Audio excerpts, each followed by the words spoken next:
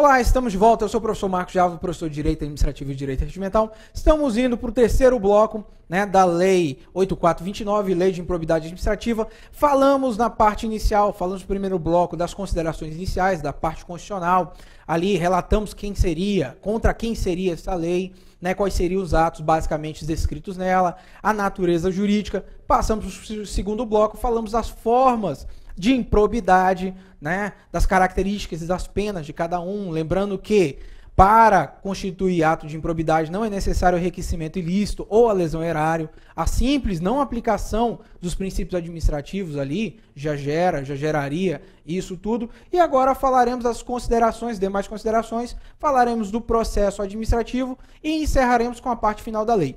Lei é muito tranquila, são 25 artigos, ela é bem pequenininha, nos cabe aqui pegar os pontos mais importantes, mais obscuros que vemos em sala de aula, né, que sempre recebemos, e distingui-los aqui, destiná-los a abrir, deixar o mais claro possível para você. Ok? Então vai me seguindo aqui, vamos para o nosso slide, vamos falar então das demais considerações, ponto inicial.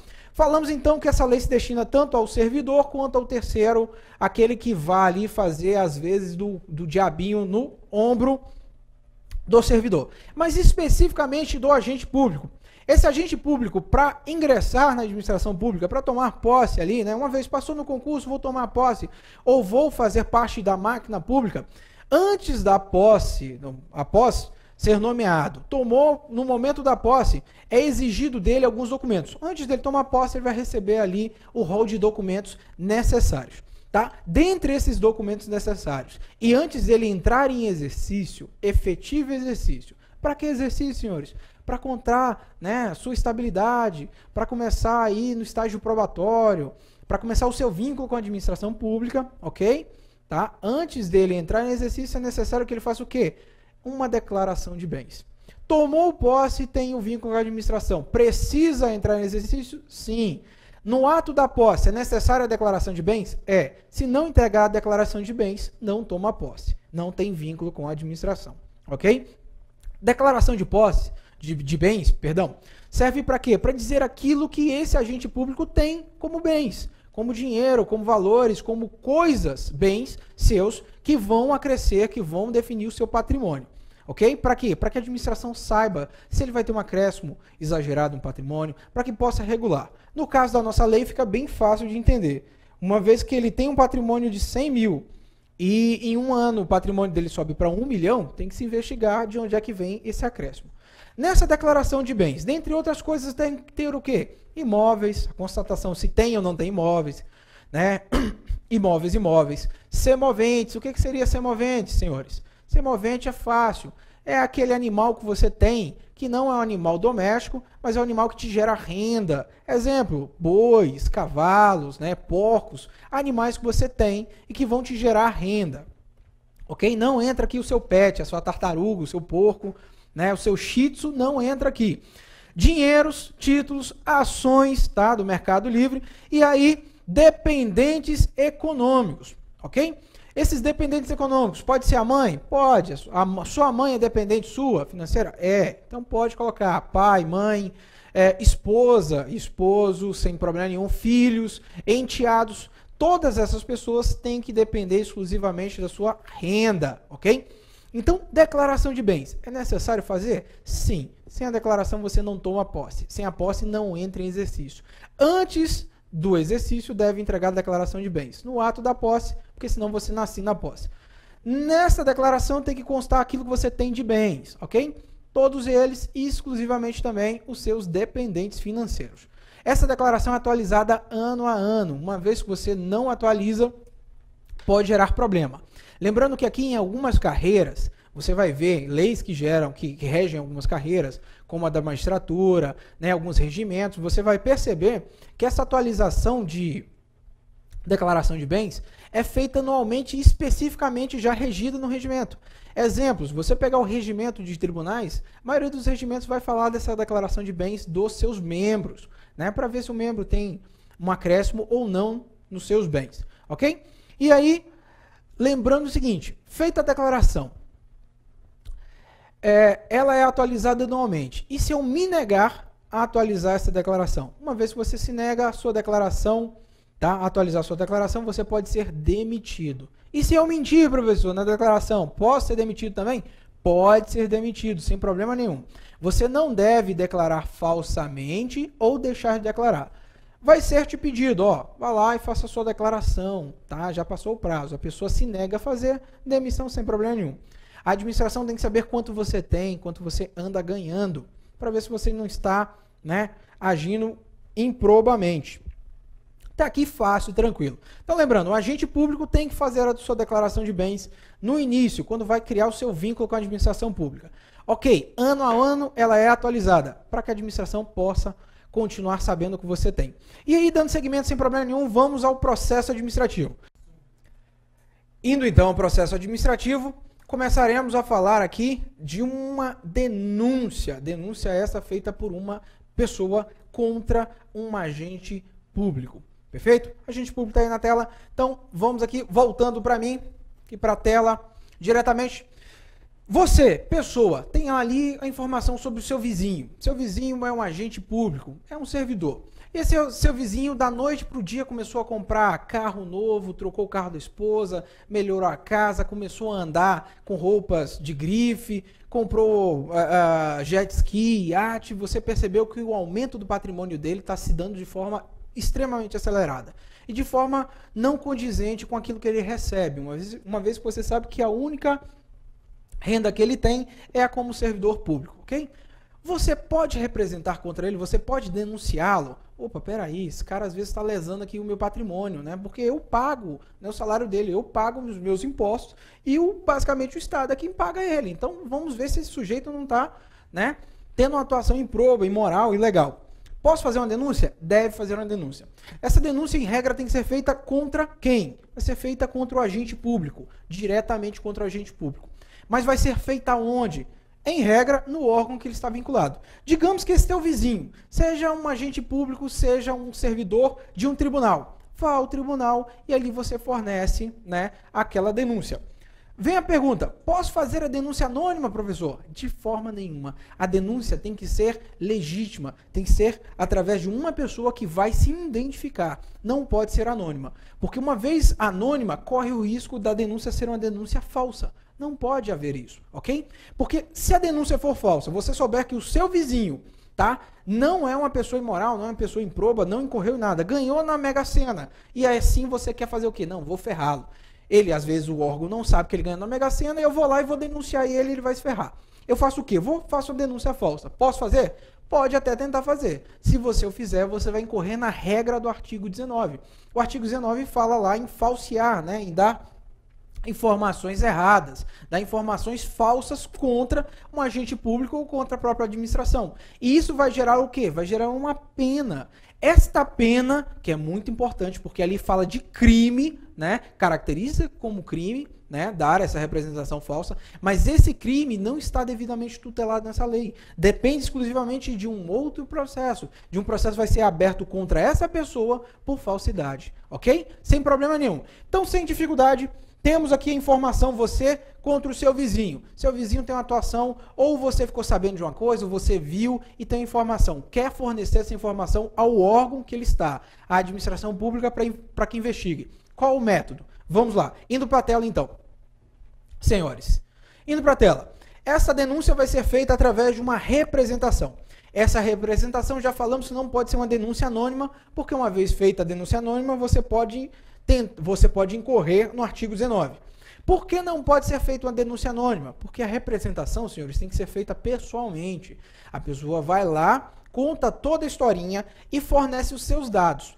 Esta denúncia, junto com os seus dados, vai ser colocada num termo, vai ser colocada num papelzinho, tá? Este termo circunstanciado vai estar descrito o seu nome, as suas informações, os seus dados, toda a historinha contra aquele agente público, e se você tem provas ou não tem provas, tudo isso será incluído ali, ok?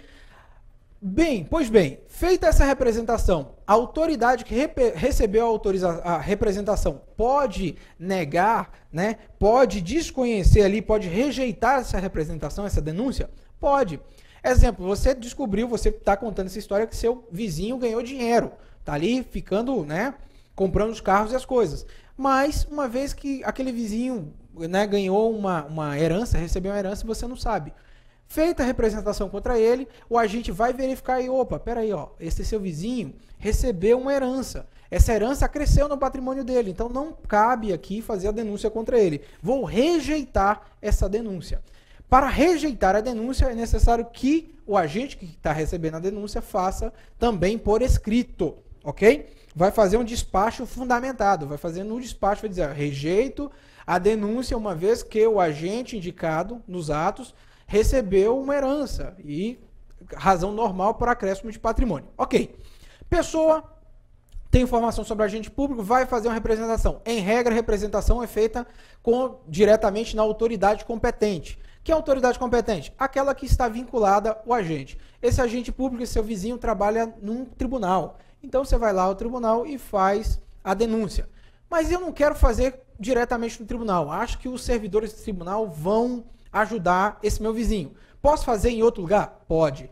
Em regra, você vai fazer no tribunal, no órgão ou entidade competente. Este órgão vai convidar o Ministério Público a participar, tá, desta investigação. Porque o Ministério Público tem interesse total, tá, nesta representação, nesta denúncia. Feita diretamente no órgão, o órgão convida o Ministério Público, sobre pena de nulidade. Se o órgão fizer diretamente todo o processo sem convidar o Ministério Público, este processo pode ser considerado nulo, ok? Não quero fazer diretamente na autoridade. Posso fazer diretamente no Ministério Público? Pode ir no Ministério Público diretamente. O que o Ministério Público vai fazer, se você for direto a ele? Vai convidar a autoridade competente. Então perceba, é um ciclo vicioso. Posso fazer diretamente na autoridade competente, lá no órgão, lá no tribunal, e o tribunal vai chamar o Ministério Público. Ou posso fazer diretamente no Ministério Público e o Ministério Público vai chamar a autoridade. Ok? Uma vez feita essa representação, ok? Essa representação vai circunstanciada com todos os seus dados, todas as suas informações, constando toda a historinha. Volta aqui para mim, constando toda a historinha. Tá, você tem informação, fez a representação, essa representação aqui tem seus dados, tem as provas, feita na autoridade competente, convidado o Ministério Público para participar contra o agente público. Feito isso, em regra, o que vai acontecer dentro do órgão público? Simples, dentro do órgão público teremos o quê? Um PAD, abertura de um processo administrativo disciplinar, para verificar realmente aquela denúncia, ok? Vou responder administrativamente? Vou. Posso responder judicialmente? Pode. Mas a regra é o quê? Vamos fazer primeiro em vias administrativas, para que o processo administrativo dentro do órgão sirva de base para o processo judicial também. Porque uma vez que a atuação é do agente público, vamos analisar administrativamente para ver se o agente público incorreu nisso. Então, dando seguimento, voltando aí para a nossa tela, voltando para o slide, vamos lá. Temos um PAD, esse PAD vai ter uma instauração normal, uma instrução, uma defesa e o relatório. O que nos interessa aqui, senhores? Instrução, a defesa e o relatório. E, por fim, a decisão. A instrução, defesa e relatório vão servir como embasamento para que a autoridade competente remeta, tá, esta decisão a um juízo. No PAD, se não encontrada nenhuma característica de atuação improba ou imoral desse agente público, posso seguir a juízo? Pode, o Ministério Público pode seguir a juízo. Pode, sem problema nenhum. Tá? Vamos lá. Havendo fundados indícios de responsabilidade, a comissão representará o Ministério Público ou o procurador ou órgão para que requeira ao juízo competente a decretação do sequestro de bens. Vamos lá, então. Beleza. Voltando aqui para mim. Sem grande dificuldade, sem grande historinha, sem misturar muito. Você tem uma representação, a denúncia contra o agente é feita diretamente no órgão, o Ministério Público participa dessa investigação, é aberto um PAD, ok? Esse PAD tem as suas fases normais que você conhece no processo administrativo, instalação, né, do PAD, a instrução, a defesa e o relatório, e por fim a decisão. Constado na decisão que houve realmente o ato improbo, passa para as mãos da autoridade, que vai fazer o quê? Remeter a juízo. A partir daqui, tá fácil. Até aqui é um momento simples, fácil na sua vida. A partir de então, quando chegou nas mãos do juízo, o que vai acontecer? Aí que é interessante. Chegou na mão do juiz, o juiz vai observar se tem todas as características, tá, processuais estão contidas ali. Todas as características legais. A denúncia foi feita, né, conforme a lei exige, com a identificação das provas, com a identificação do denunciante, tá? Foi descrito corretamente qual é o tipo de ato que está sendo praticado. O Ministério Público participou. E se o Ministério Público não participar? Então, não pode existir isso aqui, não vai existir esse processo, tá? Porque é considerado ilegal. O Ministério Público vai participar ativamente, ou mesmo como representante. O Ministério Público tem que participar de todas as formas, porque ele é o representante máximo legal, né? Ele que defende a lei, defende o Estado. Ok? Passado para juízo, aí sim o juiz vai começar a tomar as medidas cabíveis. Por quê? Posso fazer sequestro de bens na via administrativa? Não posso. Posso fazer suspensão dos direitos políticos na via administrativa? Não posso. Esse PAD aqui vai servir para quê? Exclusivamente para aquela pena que nós vimos, para perda do cargo ou da função. Vai perder aqui, vai suspender os direitos políticos dele no PAD? Na decisão do PAD vai estar lá, suspensão dos direitos políticos? Não, de jeito nenhum. Vai estar lá, perda dos bens? De forma nenhuma. Sequestro dos bens? Posso fazer o sequestro dos bens? Posso ir lá e, né, sequestrar tudo? Pode? Não pode. De forma nenhuma. Aqui a única coisa que vai gerar é a perda da função ou do cargo. Lembra que esse servidor, esse agente pode responder, né, administrativamente, através de um PAD, com a perda do cargo, civilmente, ressarcimento erário, devolução dos bens, né, a perda dos bens, e pode responder o quê? Penalmente também. As três vias podem correr diretamente. Ok. E se a administrativa cair, pode continuar na civil? Pode. Pode continuar na penal? Pode. Vice-versa. Só há um caso em que absolvido em uma das esferas, em uma esfera específica, cai todas as ações. Temos civil, administrativa e penal. Uma vez que ele é absolvido na esfera penal, tá? Por negativa de autoria ou inexistência do fato, aí a via civil cai, some o processo civil e some o processo administrativo. Pois bem, professor, explica melhor isso. Fácil, vamos lá. Disseram que o sujeito roubou, ele trabalha numa repartição, tem uma mesa, e nessa mesa tem um computador, um notebook, que ele trabalha com ele. Esse notebook some. Disseram que foi ele que roubou, ok? E ele comprova, no processo penal, ele comprova que ele não roubou, ele nem estava ali naquele local, ele estava em viagem. Então, o quê? Negativa de autoria. Ele comprovou que ele estava em viagem, ele estava no Japão, em outro lugar. Então, não foi ele, não tinha condições de ser ele que roubou o bem, que sumiu com aquele bem, tá? Que furtou, perdão, né? Furtou aquele bem, que sumiu com o bem da administração pública. Se ele não estava no país, não tinha condições de furtar o bem, vai responder por isso? Não pode responder por isso. Isso se chama negativa de autoria, ok? Era outra pessoa, tá? Sem problema nenhum. E inexistência do fato. Por que inexistência do fato? O mesmo computador sumiu, ok? Sumiu dali. Disseram que o computador foi furtado.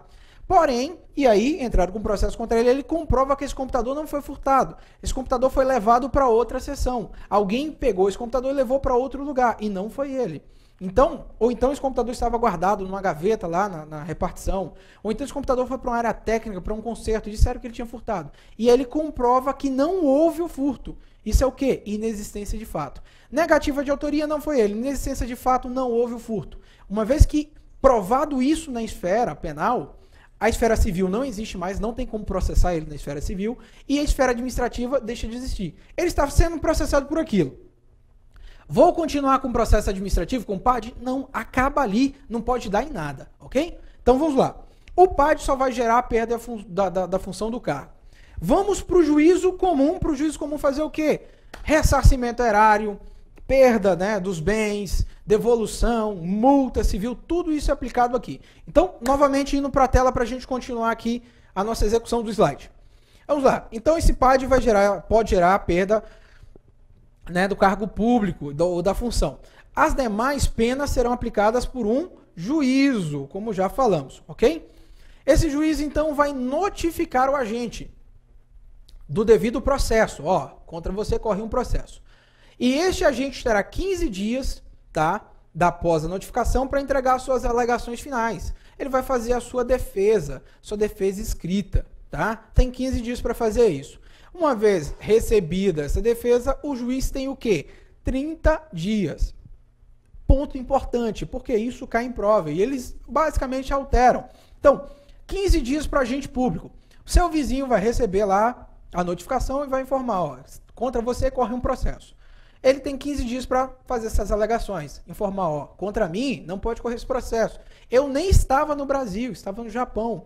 Ou então esse computador não foi furtado, esse computador não foi roubado, esse computador está lá na área técnica, deu um problema na tela, ficou por lá. Então a culpa não é minha. Em 30 dias, o juiz tem a obrigatoriedade de aceitar ou rejeitar a ação, né? Uma vez alegado ali, que não foi ele, o juiz pode perceber, opa, peraí, contra esta pessoa, contra esse agente, não corre nenhum ato ilícito. Ele não estava nem no Brasil, então não cabe ação contra ele, está incorreta, vocês indicaram a pessoa errada. Ou então, ó, falta a representação do Ministério Público, o Ministério Público não acompanhou, o PAD faltou alguma coisa no PAD, né? Não teve a defesa, então ele tem basicamente 30 dias para aceitar ou não aceitar ou rejeitar, né, a ação de improbidade administrativa. Por fim, aí ele tem aí seu prazo normal para dar a decisão, e na decisão deve constar aí a devolução dos bens, o sequestro dos bens, né, a integração do patrimônio, a multa e tudo mais. Ok, até aqui, super simples. Agora vamos a um ponto super importante. Temos aí 5 anos de prescrição para propor ação, tá? A lei é bem clara em relação a isso. 5 anos para propor ação e ação, né, em relação a essa improbidade administrativa. Tanto contra o agente efetivo, contra o agente eletivo, ok? Então volta aqui para a tela. Vamos explicar melhor isso. Bem simples, senhores. Temos um PAD, processo administrativo, que veio devido a uma representação feita por um terceiro. Representação foi feita na autoridade competente, a autoridade convidou o Ministério Público, feito o PAD com todas as suas etapas, foi remetido a decisão final à autoridade que cassou ali o cargo, perdeu, né? Retirou o cargo dele, exonerou, demitiu ele do cargo, passou-se para o juízo. O juízo fez o quê? Informou o agente, deu o prazo de defesa de 15 dias, o agente entregou suas defesas, suas alegações finais, o juiz tem 30 dias para aceitar ou rejeitar a ação, aceitou a ação, continuou, fez a decisão. E aí vem um ponto importante, são 5 anos de prescrição para propor ação. A ação administrativa tem seu prazo legal, ok? Ação civil tem seu prazo legal, ação penal tem seu prazo legal. O prazo máximo é qual o prazo? 5 anos para propor ação. Ok, vou propor ação contra quem? Contra o agente. O agente efetivo, uma vez que ficou sabendo da ação, tá, do que ele fez, tem o quê? 5 anos do momento que você ficou sabendo do fato para propor ação contra esse agente. 5 anos. Agente efetivo, servidor público, aquele que prestou concurso. Quanto tempo? 5 anos. Ficou sabendo hoje, né? Ele fez um negócio há 1 ano atrás. Ficou sabendo hoje, você tem mais 5 anos para propor ação contra ele, para entrar com ação administrativa, ação civil, ação penal. Já o eletivo, aquele que foi eleito, senador, deputado, todos esses agentes políticos. Eletivo, quanto tempo? Depois do mandato dele, encerrado o mandato dele, ó, o deputado, digamos que o deputado tem ali seus 4 anos. No primeiro ano, né, como deputado, agiu improbamente, incorre nas regras da lei. Posso ir contra ele naquele momento? Não, espera. Depois que acabou o foro dele, que acabou o mandato dele, depois dos 4 anos, aí sim você tem mais 5 anos contra. Então, ok, aqui no efetivo, no momento que você ficou sabendo, 5 anos. No eletivo, até 5 anos depois de encerrado o mandato dele. Ok, isso aqui é prescrição que de 5 anos, prescrição quinquenal, para propor ação, para que eu entre com ação contra esse sujeito, para eu entrar com ação contra esse sujeito. Agora, se ele deve, ele vai pagar? Vai pagar. E aí, coloca aqui o slide para a gente, joga na tela aí o slide, vamos lá. Novamente, 5 anos de prescrição para propor ação, tanto para efetivo como para eletivo. Efetivo, uma vez que você ficou sabendo, 5 anos. Do momento que você ficou sabendo, até 5 anos. E do eletivo, após o encerramento do mandato dele, você ainda tem mais 5 anos para propor ação. Agora, em relação aos prejuízos que você deu na administração, que esse sujeito deu na administração, não há que se falar em prescrição. Uma vez que ele deu um prejuízo de 1 milhão, vai prescrever a possibilidade da administração cobrar esse 1 milhão? Não prescreve. Pode passar 5, 10, 15 anos, a administração ainda vai cobrar esse dinheiro. Agora, as formas, né? Pode negativá-lo na dívida ativa, pode fazer uma série de coisas, inscrevê-lo na dívida ativa, negativá-lo sem problema nenhum. A propositura da ação, propor ação contra ele, 5 anos. Agora, para cobrar esse valor, não tem prescrição, tá? Esse é ponto importante de prova.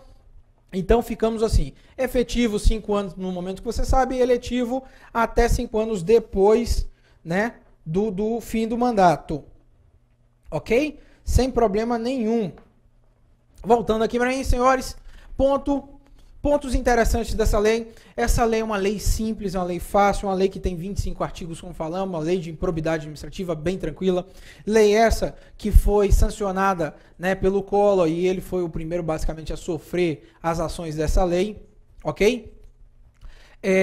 A lei é como simplesona, tranquila, tem ali a identificação das formas de improbidade administrativa, quais seriam as formas de improbidade administrativa, lembrando que não é necessário ficar rico, nem gerar o prejuízo aos cofres públicos para gerar improbidade, uma vez que você não atenta com a honestidade, com a lealdade, tá? Você pode responder por isso, isso é ponto de prova. Você pode ser cobrado judicialmente, tá? A ação judicial contra você pode correr até 5 anos depois do fato, né? Ser sabido, no caso do servidor efetivo, e no caso daquele que foi eleito, até 5 anos após o encerramento do mandato dele. E o valor a ser cobrado, a lesão, aquilo que você gerou de lesão, vai ser cobrado ad eterno. Pode ficar aí na sua conta, eles vão te cobrar de qualquer forma, ok? Ponto muito importante, a denúncia tem que ser feita diretamente, tem que ser feita de forma correta, não pode ser uma denúncia anônima, tá? Pode ser rejeitada, mas tem que ser fundamentada. O Ministério Público vai participar. O agente administrativo, a autoridade administrativa só vai aplicar pena administrativa. Lembra quando falamos lá no início? Quando falamos lá das penas? Vou até dar uma voltadinha aqui, ó, senhores. Sem grande prejuízo. Tá? Vamos voltar lá quando falamos da natureza jurídica. Isso, bem aqui mesmo. Olha lá, natureza jurídica. A lei tem natureza jurídica civil. Contra o agente vai correr nessa via a civil. Então temos o agente administrativo que vai ser processado no seu órgão de atuação, na sua autoridade competente. Vai ser processado por via administrativa, vai perder o cargo. Ok, então lembra lá? Perda da função do cargo, natureza administrativa. Suspensão dos direitos políticos, quem é que determina? Juiz. O seu chefe lá do tribunal vai poder determinar isso? De forma nenhuma. Vai para as mãos do juiz, para que no final da ação o juiz determine a suspensão dos direitos. Por quê? Isso é uma pena política, isso é uma pena de natureza política, já está descrita na lei. Incorreu em enriquecimento ilícito, de 8 a 10 anos de perda, já está sem problema nenhum. Ressarcimento erário, também via civil. O juiz lá no final da ação vai fazer o quê? Determinação da devolução dos bens, né? Da determinação do sequestro dos bens, dos valores a serem pagos. E indisponibilidade dos bens, só o juiz. Então perceba, na perda da função aqui, a via administrativa. Quem é que vai fazer isso? O próprio órgão. Nos demais, será o juízo. Então entenda, sem dificuldade nenhuma, pode sofrer pena penal? Pode, contra ele pode abrir outro processo, tá? Que não é descrito diretamente aqui nessa legislação. Senhores, vamos encerrar aqui sem dificuldade nenhuma. Espero ter colaborado para a carreira, o futuro dos senhores. Desejo-lhes sorte e sucesso e a gente se vê na próxima. Até mais!